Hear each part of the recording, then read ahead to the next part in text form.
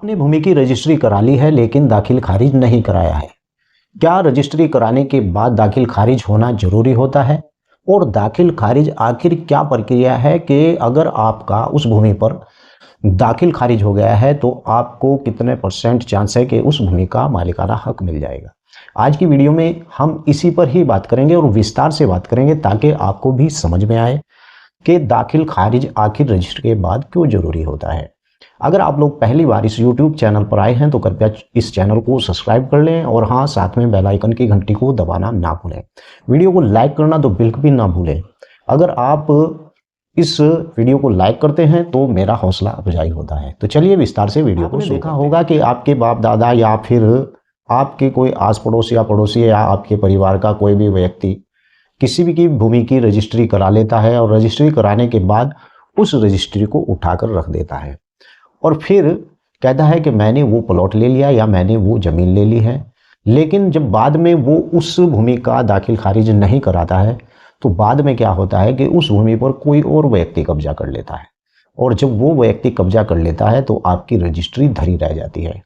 क्योंकि कब्जा कानून के अंतर्गत मैं आपको बताऊं, अगर किसी व्यक्ति ने 12 साल से किसी की निजी भूमि पर, यानी कि आपकी कोई निजी भूमि है उस पर कब्जा कर रखा है और वो कब्जे को साबित कर देता है तो यहाँ पर लिमिटेशन एक्ट 1963 के आधार पर यानी कि उस व्यक्ति को मालिकाना हक मिलने के चांस हो जाते हैं।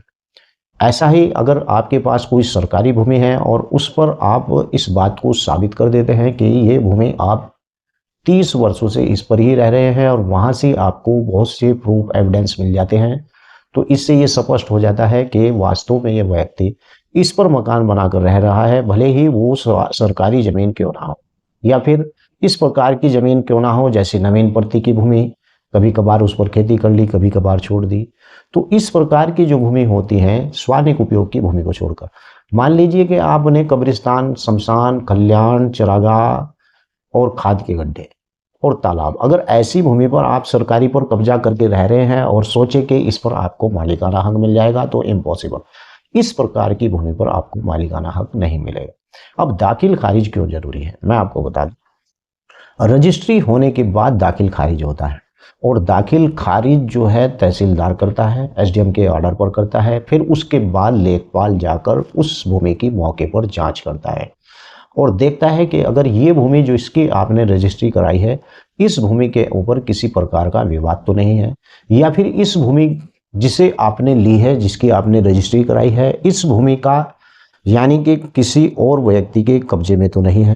मान लीजिए कि किसी व्यक्ति ने आपको ताजमहल की रजिस्ट्री कर दी और फिर आप दाखिल खारिज कराने के लिए जाएं और पता चले कि दाखिल खारिज भैया कैसे होगा, आपका ताजमहल तो ऑलरेडी सरकार के अंडर में है।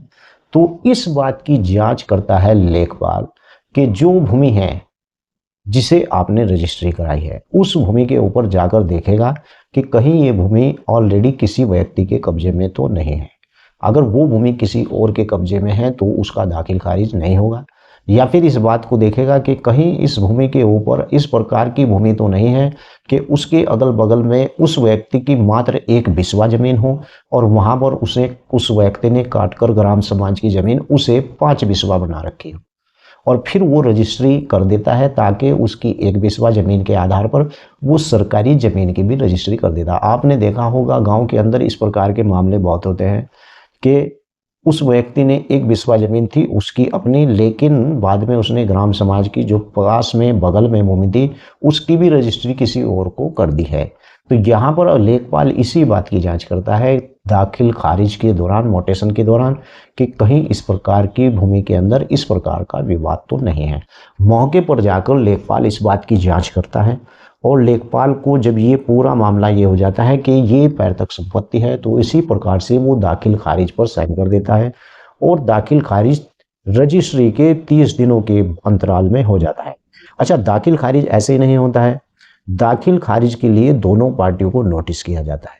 30 दिन का उसमें समय होता है। अगर अगल बगल भी कोई व्यक्ति है उससे मिलती हुई उसकी भूमि है तो उस व्यक्ति के नाम पर भी नोटिस किया जाता है। अगर नोटिस 30 दिनों की अवधि के अंदर अगर उस पर किसी प्रकार की रोक नहीं लगाई गई है तो आप मान लीजिए कि आपका दाखिल खारिज हो सकता है। मान लीजिए कि अगर उस भूमि पर किसी और व्यक्ति का कब्जा है और आपने उस भूमि की रजिस्ट्री कर ली, तो यहाँ पर विवाद का मामला खड़ा हो जाता है और फिर आप उसी चक्कर में पड़ जाते हैं कि जिस व्यक्ति ने उस भूमि पर कब्जा कर रखा है वो न्यायालय में जाकर आपके खिलाफ स्टे वगैरह जो भी पूरी प्रक्रिया है उसे करता है, क्योंकि वहाँ पर मामला विवाद में चला जाता है।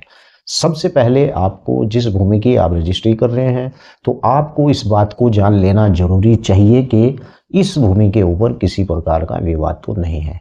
अगर उस भूमि के ऊपर विवाद है और आपने जानबूझकर इस प्रकार की रजिस्ट्री की है और उस व्यक्ति को वहाँ पर 12 साल हो जाते हैं, तो उस व्यक्ति को यानी कि कब्जा कानून के अंतर्गत यानी आपके खिलाफ भी वो वाद डाल सकता है, क्योंकि 12 साल की अवधि है। अगर 12 साल की अवधि के अंदर उस व्यक्ति ने जो है उस पर कब्जा नहीं लिया जिसकी वो भूमि थी, तो वो भूमि 12 साल के कब्जा करने वाले के अधिकार में ही चली जाती है, अगर वो कब्जा उस पर साबित कर देता है।